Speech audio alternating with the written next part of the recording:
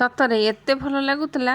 ଆଜିର ଏ ସୋୟାବିନ୍ ରେସିପିଟି ଯଦି ଥରେ ବନେଇବେ ସବୁବେଳେ ସପ୍ତାହକୁ 2-3 ଥର ବନେଇବାକୁ ଇଚ୍ଛା କରିବେ। ରୁଟି ହଉ ଭାତ ହଉ ସବୁଥିରେ ଜମିଯିବ। ନମସ୍କାର, କୁକ୍ ୱିଥ୍ ମୂଷା ଚ୍ୟାନେଲକୁ ବହୁତ ବହୁତ ସ୍ୱାଗତ। ତ ମୁଁ ଏଠି ଗୋଟେ ପ୍ୟାକେଟ୍ ସୋୟାବିନ୍ ନେଇଛି, ମାନେ ମାତ୍ର 10 ଟଙ୍କାରେ 100 ଗ୍ରାମ ହେବ। ତାକୁ ପାଣିରେ ବତୁରେଇ ଦେବା, ଟିକେ ଲୁଣ ପକେଇକିରି କିଛି ସମୟ। ଆପଣ ବି ଯେତେବେଳେ ସୋୟାବିନ୍ ବତୁରେଇବେ ଟିକେ ଲୁଣ ପକେଇକି ବତୁରେଇ ଦେବେ, ଦେଖିବେ ତରକାରୀ ରାନ୍ଧନ୍ତୁ ଯାହା କରନ୍ତୁ ବହୁତ ଟେଷ୍ଟି ଆସିବ। ଆଉ ଏଇଠି ଦେଖନ୍ତୁ ସୋୟାବିନ୍ ଟିକେ ବତୁରି ଯାଇଛି, ତାପରେ ତାକୁ ଭଲ ଭାବରେ ଧୋଇକି ଚିପୁଡ଼ିକି ନେଇଯିବି। ଦେଖନ୍ତୁ ଚିପୁଡ଼ି ଦେଲେ କ'ଣ ହେବ ନା, ସେ ଯେଉଁ ତାର କେମିତି ୟେଲୋ କଲର୍ ପାଣି ଗୁଡ଼ାକ ବାହାରିଯିବ, ଆଉ ଭଲ ଲାଗିବ ଖାଇବାକୁ। ସୋୟାବିନ୍ର ଯେଉଁ ବାସ୍ନାଟା ଟିକେ ହୁଏ ନା, ସେଇଟା ଟିକେ ଚାଲିଯିବ। ଦେଖନ୍ତୁ କେମିତିଆ ପାଣି ବାହାରିଲା।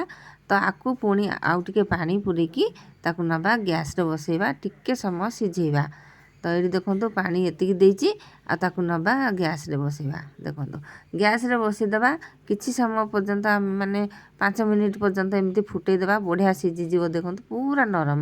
ଆକୁ ଧରୁ ଧରୁ ସେ ମାନେ ଯେତେବେଳେ ଚିପୁଡ଼ିବା ସେ ପୁରା ଭାଙ୍ଗିଯିବ, ସେମିତି ହିଁ ତାକୁ ସିଝେଇବା।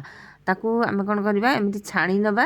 ଛାଣିକି ଗୋଟେ ଏମିତି ଦେଖନ୍ତୁ ଯେକୌଣସିଥିରେ ଏମିତି ଟିକେ ଟିକେ ଚିପି ଦେଲେ ପାଣି ଗୁଡ଼ାକ ସବୁ ନିଗିଡ଼ିଯିବ। ତାପରେ ତାକୁ ନେବା, ଆମେ ରେସିପି ତିଆରି କରିବା। କାରଣ ଏମିତି ରହିଲେ ନରମ ହେବ, ବେଶୀ ଚିପୁଡ଼ିବେନି। ଚିପୁଡ଼ିଲେ କ'ଣ ହେବ ନା, ସେଇଟା ଭାଙ୍ଗିଯିବ। ତା ଛଡ଼ା ସବୁ ତାର ଯେତିକ ଟିକେ ଟିକେ ତା ଭିତରେ ଟିକେ ପାଣି ଭଳିଆ ଥିବ, ସେ ଯଦି ପୁରା ଚିପୁଡ଼ି ଦେବା ନା, ସେ ଟିକେ ଟାଣ ହେଲା ଭଳିଆ ହେବ। ତ ଏଇ ରେସିପିରେ ଏମିତି ହିଁ ଅଳ୍ପ ଟିକେ ଚିପୁଡ଼ିବା ଦରକାର। ପ୍ଲିଜ୍ ଦର୍ଶକ ବନ୍ଧୁ, ଅନୁରୋଧ ହେଲା ଚ୍ୟାନେଲକୁ ସବସ୍କ୍ରାଇବ୍ କରିନିଅନ୍ତୁ, ଯାହାଫଳରେ ମୁଁ ଆଗକୁ ଯେଉଁ ଭିଡ଼ିଓ ପକାଇବି ପୁଣି ଆପଣଙ୍କ ପାଖରେ ପହଞ୍ଚି ପାରିବ। ତ ଏଇଠି ଦେଖନ୍ତୁ ମୁଁ ଦହି ନେଲି। ଦହି ଆମ ଇଚ୍ଛା ଅନୁସାରେ ଆମେ ଯେତିକି ଟିକେ ଦହି ନେବା। ମୁଁ ଏଇଠି ଛୋଟ ତାଟିଆରେ ତାଟିଏ ପାଖାପାଖି ନେଲି ଦହି। ଆଉ ତାକୁ ଭଲ ଭାବରେ ଏମିତି ଫେଣ୍ଟି ଦେବା। ଯେତିକି ସୋୟାବିନ୍ ନେଇଥିବେ ସେଇ ହିସାବରେ ଦହି ନେବେ। ଆଉ ଏଇ ଦହିରେ କ'ଣ କରିବା, ଟିକେ କଳା ଲୁଣ ପକାଇଦେବା। କଳା ଲୁଣ ପକାଇଦେଲେ ଭାରି ଟେଷ୍ଟ ଆସେ। କଳା ଲୁଣ ନଥିଲେ ଧଳା ଲୁଣ ବି ପକାଇ ପାରିବେ।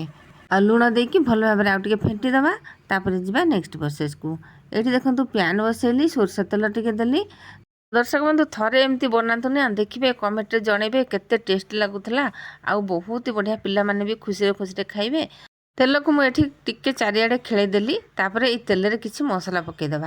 ତ ତେଲ ଯେତେବେଳେ ପକାଇଲି, ଯେମିତି ଟିକେ ଗରମ ହେଇଗଲା, ତାପରେ ଆମେ କ'ଣ କଲି ନା, ଗ୍ୟାସ୍କୁ ଆଗ ବନ୍ଦ କରିନେବା। ଦେଖ ସୁଇଚ୍କୁ ଆଗ ବନ୍ଦ କରିଦେବା, ନହେଲେ ତେଲ ଟିକେ ବେଶୀ ତାତିଯିବ। ଆମେ ଯେଉଁ ମସଲା ପକାଇବା ପୁଣି ପୋଡ଼ିଯିବ।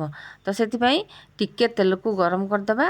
ଆଉ ଏଇଠି ଦେବା ଆମେ ଧନିଆ ଗୁଣ୍ଡ 1 ଚାମଚ, ହଳଦୀ 1 ଚାମଚ, ତାପରେ ଏଥିରେ ଲଙ୍କା 1 ଛୋଟ ଚାମଚ। ସବୁ ଛୋଟ ଚାମଚରେ ଦେବା, ବେଶୀ ଦେବାନି। ତ ଦେଖନ୍ତୁ ଯେତିକି ଆମେ ନେଇଛେ ସୋୟାବିନ୍ ତ 100 ଗ୍ରାମ ନେଇଛେ ନା, ତ ସେଥିପାଇଁ ଏମିତି ଛୋଟ ଛୋଟ ଚାମଚରେ ଏମିତି ମସଲା ଦେବା। ତାକୁ ଭଲ ଭାବରେ ଏମିତି ଟିକେ ଖେଳି ନେବା। କଡ଼େଇ ତ ଏଠି ପୁରା ଥଣ୍ଡା ହେଇଯାଇଛି। ଏଠି ଆମେ ଦେବା ଅଦା ରସୁଣ ପେଷ୍ଟ। ତ ତା ପୂର୍ବରୁ ଆମେ କ'ଣ କରିବା, ଗ୍ୟାସ୍କୁ ପୁଣି ଲଗାଇଦେବା, ଆଉ ଲୋରେ ରଖିଦେବା ଫ୍ଲେମ୍କୁ। ତାପରେ ଏଠି ଦେଖନ୍ତୁ ମୁଁ ଅଦା ରସୁଣ ପେଷ୍ଟ 1/2 ଚାମଚ ଦେଲି। ପେଷ୍ଟଟା ତେଲରେ ଟିକେ ମିଶିଗଲା ପରେ, ତାପରେ ଆମେ କ'ଣ କରିବା, ମାନେ ପୁରା ଗ୍ୟାସ୍ର ଫ୍ଲେମ୍କୁ ଲୋ ରଖିଥିବେ, ବିଲକୁଲ ବି ହାଇ କରିବେନି, ନହେଲେ ପୋଡ଼ିଯିବ। ତ ଏଇ ଷ୍ଟେଜ୍ରେ ଆମେ କ'ଣ କରିବା, ସେଇ ସୋୟାବିନ୍କୁ ପକାଇଦେବା, ଚିପୁଡ଼ିକି ରଖିଥିବା। ଯେଉଁ ଅଦା ରସୁଣ ପେଷ୍ଟ ପଡ଼ିଲା ନା, ତାକୁ ବିଲକୁଲ ବି ବେଶୀ ସମୟ ତେଲରେ ପକାଇବାନି, ମାନେ ଟିକେ ଖାଲି ଖେଳି ଦେଇକି ସାଙ୍ଗେ ସାଙ୍ଗେ ଆମେ କ'ଣ କରିବା, ଏଇ ସୋୟାବିନ୍କୁ ପକାଇଦେବା। ତାପରେ ତାକୁ ଏମିତି ଏପଟ ସେପଟ କରିକି ଭଲ ଭାବରେ ଯେମିତି ମସଲାଟା ସୋୟାବିନ୍ ଭିତରକୁ ଭେଦିବ, ଗ୍ୟାସ୍ର ଫ୍ଲେମ୍କୁ ସେମିତି ପୁରା ଲୋ ରଖିଥିବେ, ଆଉ ଏମିତିକିରି ଭାଜିବା। ତ ଏଇଠି 3-4 ମିନିଟ୍ ସୋୟାବିନ୍କୁ ଭାଜିଲା ପରେ ସୋୟାବିନ୍ଟା କେମିତି କଲର୍ ଚେଞ୍ଜ ହେଇଯାଇଛି। ତ ଏଇଠି ଆମେ କ'ଣ କରିବା, କସୁରୀ ମେଥିକୁ ପକାଇବା। ଟିକେ କସୁରୀ ମେଥି ଥିବ ଯଦି ପକାଇବେ, ନହେଲେ ନାହିଁ ଚଳିବ। ଏଇଠି ଗୋଟେ କଥା ମନେ ରଖିବେ, ସୋୟାବିନ୍କୁ ଜମା ବି ବେଶୀ ଆଉ ଭାଜିବେନି, କାରଣ ସୋୟାବିନ୍ ଟାଣ ହେଇଯିବ, ଆଉ ମସଲା ଯାହା ବି ପୋଡ଼ିଯିବ, ଭଲ ଲାଗିବନି। ଭିଡ଼ିଓରେ ଦେଖୁଛନ୍ତି ଯେମିତି କଲର୍ ଅଛି ସୋୟାବିନ୍, ସେମିତି ଯେତେବେଳେ ହେଇଯିବ ସୋୟାବିନ୍କୁ ବାହାର କରିନେବେ।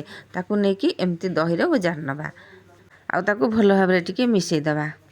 ତ ଦର୍ଶକ ବନ୍ଧୁ ଥରେ ଏମିତି ବନାନ୍ତୁ, ତାପରେ କମେଣ୍ଟରେ ଜଣେଇବେ କେତେ ଟେଷ୍ଟ ଲାଗୁଥିଲା। ଆଉ ରୁଟି ସହିତ ତ ବହୁତ ବଢ଼ିଆ। ତ ଏଇଠି ଦେଖନ୍ତୁ ଭଲ ଭାବରେ ତାକୁ ମିଶାଇ ନେଲି। ତାପରେ ଆକୁ ଟିକେ ଘୋଡ଼େଇ ଦେବା କିଛି ସମୟ ପର୍ଯ୍ୟନ୍ତ, 5-10 ମିନିଟ୍ ପର୍ଯ୍ୟନ୍ତ ଏମିତି ଘୋଡ଼େଇକି ରେଷ୍ଟ ଦେଇଦେବା। ତାପରେ ଏଥିରେ ଛୁଙ୍କ ଦେବା। ତ ଛୁଙ୍କ ଦେବା ପାଇଁ ମୁଁ ନେଇଛି ଘିଅ 1 ଚାମଚ। ଆପଣଙ୍କ ପାଖରେ ଘିଅ ନଥିଲେ ରିଫାଇନ୍ ବି ଦେଇପାରିବେ। ଆଉ ଘିଅରେ ଯଦି ଆମେ ଛୁଙ୍କଟା ଦେବା ନା, ଭାରି ବଢ଼ିଆ ବାସ୍ନା ହୁଏ। ଆଉ ଖାଇବାକୁ ବି ଭାରି ଟେଷ୍ଟ ଲାଗେ ଜିନିଷଟା। ଯେକୌଣସି ଜିନିଷଟା ଆମେ ଯଦି ଘିଅରେ ବଘାରିବା ନା ଭାରି ବଢ଼ିଆ ଲାଗେ। ଯେମିତି ଘିଅ ତାତିଗଲା, ଲଙ୍କା 2ଟା ପକେଇଲି, ଶୁଖିଲା ଲଙ୍କା, ଛୋଟ ଚାମଚରେ ଜିରା ଛୋଟ ଚାମଚ ଗୋଟେ ପକେଇଲି। ତାପରେ ଏଠି ଦେଇଦେବା ଭେସୁଙ୍ଗା ପତ୍ର। ଭେସୁଙ୍ଗା ପତ୍ର ଦେଇଦେଲେ ଭାରି ବଢ଼ିଆ ବାସ୍ନା ହେବ। ଯେମିତି ସବୁ ଫୁଟିଯିବ ଆମେ କ'ଣ କରିବା, ନେଇକି ସେଇ ଦହିରେ ଓଜାଡ଼ି ନେବା। ଯେମିତି ଓଜାଡ଼ି ସାରିବା ସାଙ୍ଗେ ସାଙ୍ଗେ ଆମେ ଘୋରେଇ ଦେବା। ଆଉ ଏଇ ଯେଉଁ ତତଲା ଡଙ୍କିଟା ଅଛି ସେଥିରେ ଆମେ କ'ଣ କରିବା, ଟିକେ ପାଣି ଦେଇଦେବା। ଦେଖନ୍ତୁ ଏଇ ପାଣିଟା ଫୁଟିକି ରହିଲା। ଯେତେବେଳେ ପାଣିଟା ଥଣ୍ଡା ହେବ ସେଇ ପାଣିଟା ଆମେ କ'ଣ କରିବା, ପୁଣି ସେଇ ସୋୟାବିନରେ ଦେଇଦେବା। ଦେଖନ୍ତୁ ତାଟିଆରେ ଓଜାଡ଼ି ଦେଲି। ଯେତେବେଳେ ତାଟିଆରେ ଥଣ୍ଡା ହେଇଗଲା ତାପରେ ତାକୁ ନେଇକି ଦେଖନ୍ତୁ ସେ ସୋୟାବିନରେ ଓଜାଡ଼ି ନେଲି। ଟିକେ ଅଳ୍ପ ଟିକେ, ବେଶୀ ଦେବାନି। ବେଶୀ ଦେଲେ ପାଣିଆ ହେଲେ ବି ଭଲ ଲାଗିବନି। ଯଦି ଏମିତି ପୁରା ଶୁଖିଲା ଶୁଖିଲା ଭଳିଆ ଟିକେ ଟିକେ ରଖିବା, ବହଳିଆ ଭଳିଆ, ତାହେଲେ ଆମକୁ ବଢ଼ିଆ ଲାଗିବ ଖାଇବାକୁ। ଦେଖନ୍ତୁ ଗୋଟେ ମାନେ ଫାଳେ ପିଆଜକୁ ମୁଁ ଏଠି କାଟିକି ରଖିଥିଲି। ଯଦି ଆପଣ ଚାହିଁବେ ଗୋଟେ ପିଆଜ ବି କାଟିକି ଦେଇପାରିବେ। ରୁଟି ସହିତ ଯଦି ଖାଉଛନ୍ତି ପିଆଜ ଗୋଟେ ଦେଇଦେଲେ ଚଳିବ। ତାକୁ କାଟିକି ରଖିଥିଲି, ପକାଇଦେଲି, ଭଲ ଭାବରେ ମିଶାଇଦେଲି। ତାପରେ ଏଠି ଧନିଆ ପତ୍ର ଟିକେ ଦେଇଦେଉଛି। ଧନିଆ ପତ୍ରଟା ଆହୁରି ଟେଷ୍ଟକୁ ବଢ଼େଇ ଦେବ। ଆପଣଙ୍କ ପାଖରେ ଥିବ ଯଦି ଆପଣ ଦେବେ, ନହେଲେ ନାହିଁ। ଏଠି ଦହି ସୋୟାବିନ୍ ତ ରେଡ଼ି ହେଇଯାଇଛି। ଏଥର ଗୋଟେ ମେନ୍ ଜିନିଷ ପକାଇବା। ଦେଖନ୍ତୁ ବହୁତ ବଢ଼ିଆ ଜିନିଷଟା ପକାଇବା, ତ ବାସ୍ନା ଆଉ ଟେଷ୍ଟ ବହୁତ ବଢ଼ିଆ ଆସିବ। ଭଜା ଜିରା ଲଙ୍କା ଗୁଣ୍ଡ। ଯଦି ଭଜା ଜିରା ଲଙ୍କା ଗୁଣ୍ଡଟା ପଛବେଳକୁ ଏମିତି ପକାଇକି ଗୋଳେଇ ଦେବା, ଆର ଟେଷ୍ଟ ଭାରି ବଢ଼ିଆ ଆସିବ। ମୁଁ ଜିରା ଗୁଣ୍ଡ ପକାଇନି, କେବଳ ଧନିଆ ଗୁଣ୍ଡ ପକାଇଥିଲି, କାରଣ ଏଇ ଭଜା ଜିରା ଲଙ୍କା ଗୁଣ୍ଡ ଦେବା ସେଥିପାଇଁ। ତ ଆର ଟେଷ୍ଟ ଅଲଗା ପ୍ରକାର। ତାପରେ ଆକୁ ଦେଖନ୍ତୁ ମୁଁ ପରସି ନେଉଛି। ଭାରି ବଢ଼ିଆ ଲାଗିବ, ନିଶ୍ଚୟ ବନାନ୍ତୁ। ପିଲାମାନଙ୍କୁ ଦେଖିବେ ନିଶ୍ଚୟ ବନେଇକି ଦେବେ। ଯେଉଁମାନେ ସୋୟାବିନ୍ ଖାଉନଥିବେ ସେମାନେ ପୁରା ମାଗିକି ଖାଇବେ।